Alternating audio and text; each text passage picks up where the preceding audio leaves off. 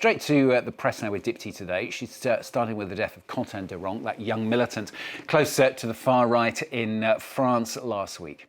Yeah, that's right, Stuart. His death dominating the French dailies today. Here he is on the front of Le Figaro newspaper, the right-wing paper. His death has also inflamed political tensions in France. Quentin Deranque was a 23-year-old nationalist activist close to the far right. He was beaten to death in Lyon last week on the fringes of a protest around a speech given by Rima Hassan, a member of the far left France Unbowed party. She was giving that speech at the Political Sciences University in Lyon. Now, Quentin he actually died of his injuries a day later. He died on February 13th. The French government has said ultra-left activists were behind his killing.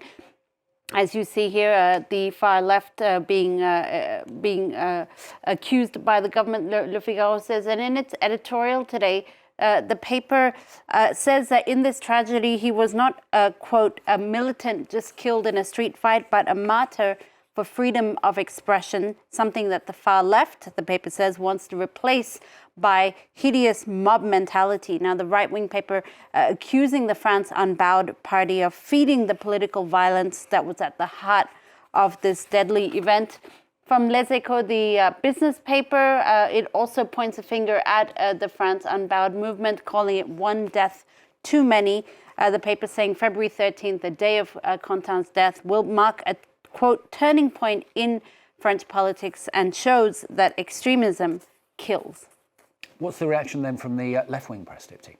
Well, this is from Libération, Stuart, here on the front page. Really focusing on the political violence that led to his murder. It says it condemns a, quote, unbearable climate of intolerance in which French politics has been really immersed in for a long time.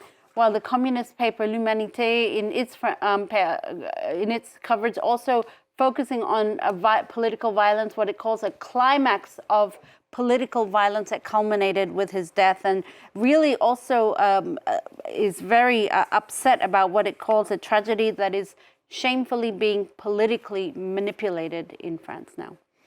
Also in the headlines today, 5 European nations considering extra sanctions. This is against Russia in the wake of new information around the opposition leader Alexei Navalny's death.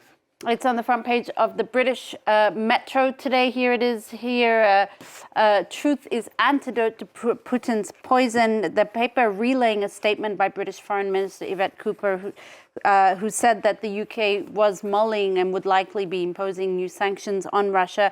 This after a European investigation showed that a 47-year-old Russian opposition leader, Alexei Navalny, who died exactly 2 years ago today, was killed in prison, was killed by a dart frog toxin that had been administered to him.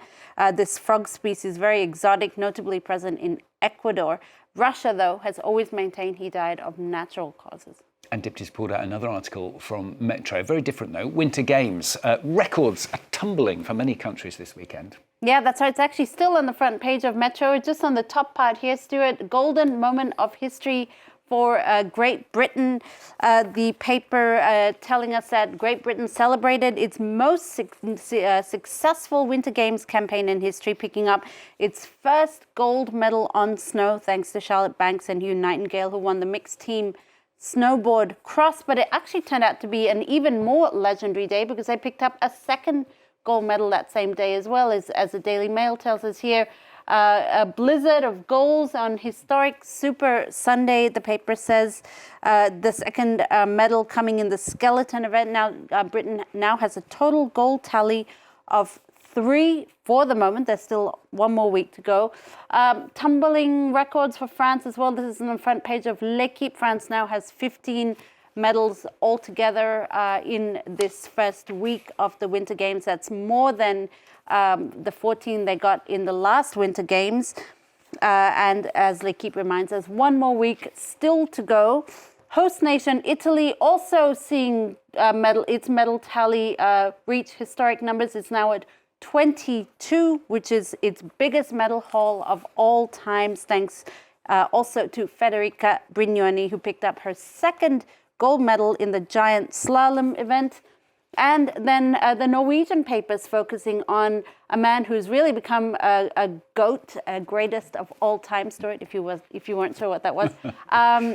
Here he is on the front page of Aftenposten, and his name is Johannes Hansflot Klæbo. He picked up his 4th gold medal this weekend, helping Norway to gold in the cross-country skiing men's team relay event with 9 gold medals now. He is the all-time highest gold medal leader in the history of the Winter Games.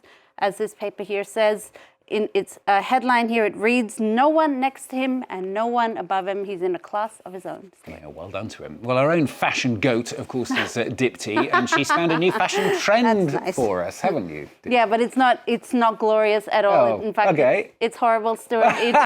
It is Crocs. What happens when you Crocs meet Lego? Well, if you ever thought you needed to know, you can thank Rich Kelly from The Guardian, because he actually he spent a day in these shoes, these clunky Lego shoes, or Jenga towers as he calls them, retail at £200.